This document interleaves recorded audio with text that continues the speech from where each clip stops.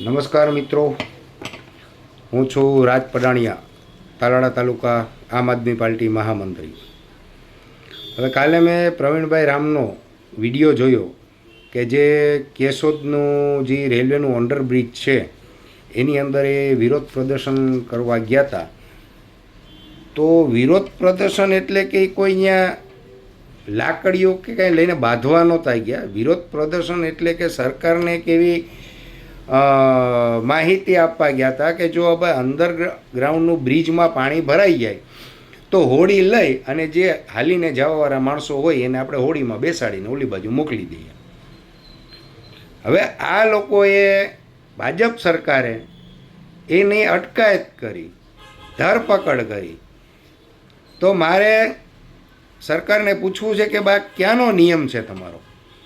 ખરેખર હું વિડીયોના માધ્યમથી તમને માહિતી એ આપું કે હવે ખરેખર તમે પબ્લિક નક્કી કરશે કે અટકાયત ખરેખર કોની કરવી જોઈએ.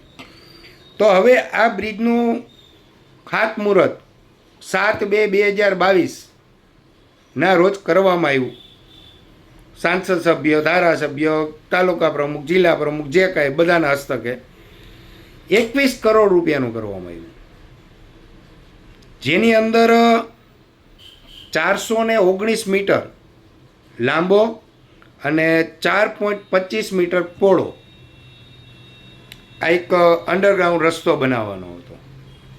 હવે એની અંદર 21 કરોડ રૂપિયા અને 12 મહિનાની અંદર આ કામ પૂર્ણ કરવાનું હતું. આ એના એસ્ટિમેટ પ્રમાણે એને જોઈ લેવું હોય તો વાંધો નથી, મને કાંઈ, મારી પાસે પાકા રિપોર્ટથી હું તમને કહું છું. હવે એને 2022 7/2/2022 7/2/2023 એટલે 1 વર્ષ થાય, કામ પૂર્ણ ન થયું.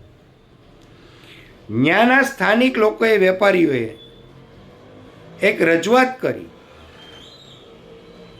સાંભળજો મિત્રો, સ્થાનિક લોકોએ રજૂઆત કરી, હેરાન પરેશાન વેપારી રાહદારીઓ બધા થઈ 1/1/2024ના. હવે એના બેકબોનનો પ્રોજેક્ટ હતો અને એના અહીંયા કાર્યકર્તા સંભાળતા હતા. એનું નામ છે સંદીપભાઈ બગડા. આને એમ કીધું કે જુલાઈ મહિનામાં ચાલુ થઈ ગયા છે. 1/1/2024ના રજૂઆત કરી એટલે જુલાઈ મહિનામાં ચાલુ થઈ ગયા છે. એટલે તો 1/7/2024ના ચાલુ થઈ જવું જોઈએ બ્રિજ, અંડરગ્રાઉન્ડનો જે બ્રિજ હતો એ. હવે એ લોકોએ બ્રિજ હમણાં ચાલુ કર્યો. એ પ્રવીણભાઈનું કહેવાનું એવું છે કે 20% તો કામ અધૂરું છે. એટલે મારો કહેવાનો મતલબ આ કોઈ છે કે તમે પબ્લિકને કેટલી હેરાન પરેશાન કરો છો હોય. એ 7/2/2022ના ખાતમુહૂર્ત થયું, 23, 24, 25 અને હમણાં 26 આવી ગયા મિત્રો. 4 વર્ષ પબ્લિક હેરાન થઈ. તો એ તમને નથી દેખાતું. આ 5-7 જણા વિરોધ પ્રદર્શન કરવા ગયા એટલે તમને દેખાઈ આવ્યું, તમારું સત્ય બહાર આવ્યું એટલે દેખાઈ આવ્યું. તો તમે ડન કરો ને કંપનીને. કંપનીએ એના નિયમ પ્રમાણે કામ નથી કર્યું. અને તમને એટલી ખબર જ હતી કે અંડરગ્રાઉન્ડ બ્રિજની અંદર અહીંયા વોકડા બંધ કરીને પાણી આવે તો પાણી ભરાતું હતું. તો સરકારે તો એવડા કેટલા રૂપિયા ઓલા કર્યો તો 1 વિના બીજા 1 કરીને ઓવરબ્રિજ બનાવો. ક્યાં વાંધો હતો કોઈ પબ્લિકને? પણ તમે ઠીક છે, હવે આ તો બધી એટલી આપણે નથી બધી પોલો ખોલવી.